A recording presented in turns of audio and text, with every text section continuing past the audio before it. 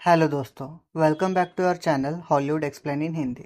दोस्तों, आज हम एक डैनिश सीरीज को एक्सप्लेन करने वाले हैं जिसका नाम है सीक्रेट वी कीप, और इसके फर्स्ट एपिसोड को आज हम एक्सप्लेन करेंगे जिसका नाम है द मिसिंग यू पेयर। इसका मतलब है द मिसिंग मेड। ये सीरीज एक क्राइम थ्रिलर सीरीज है एंड ये बहुत ही सस्पेंस क्रिएट करती है। सीक्रेट वी कीप का पहला एपिसोड एक सक्सेसफुल डैनिश थ्रिलर है जो कि एक पॉश कोपनहेगन सबर्बन में शुरू होता है।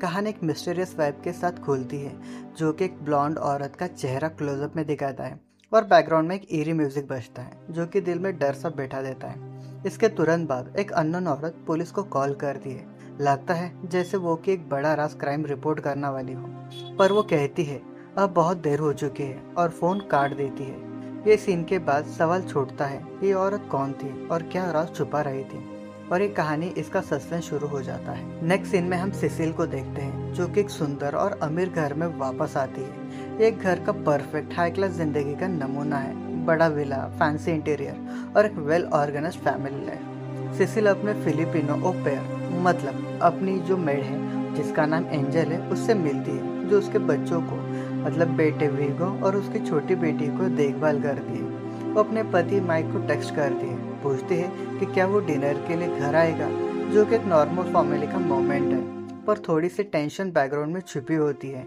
सिसिल का बेटा वीगो अपने दोस्त ऑस्कर को डिनर के लिए बुलाता है जो उसका पड़ोसी है।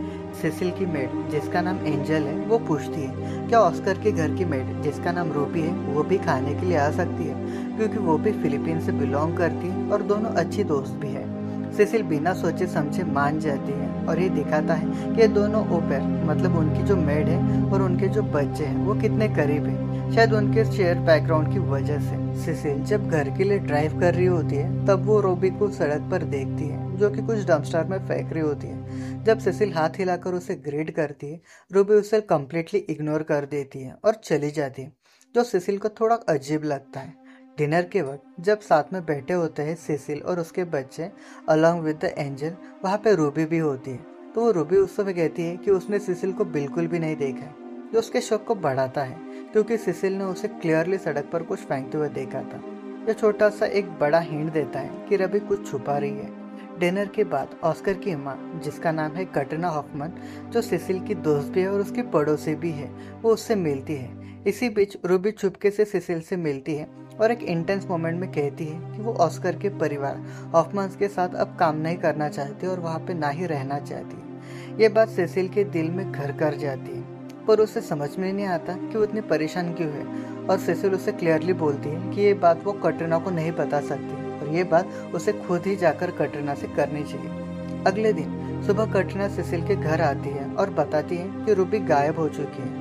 उसके पैसे, पासपोर्ट और सारा सामान घर पर ही छूटा है, पर न पुलिस और ना ही हॉफमैन इस बात को सीरियसली लेते हैं। सिसिल को ये सब बहुत ही अजीब लगता है और वो एंजल के साथ इस मिस्ट्री को समझाने की कोशिश करती है। इसके साथ ही कहानी में डार्कर सबप्लॉट भी चलता है जिसमें वीगो और ऑस्कर हॉफमैन एक सीक्रेट मैसेजिंग ग्रुप का हिस्सा है जहाँ वो डिस्टर्बिंग फोटोज वगैरह शेयर करते हैं।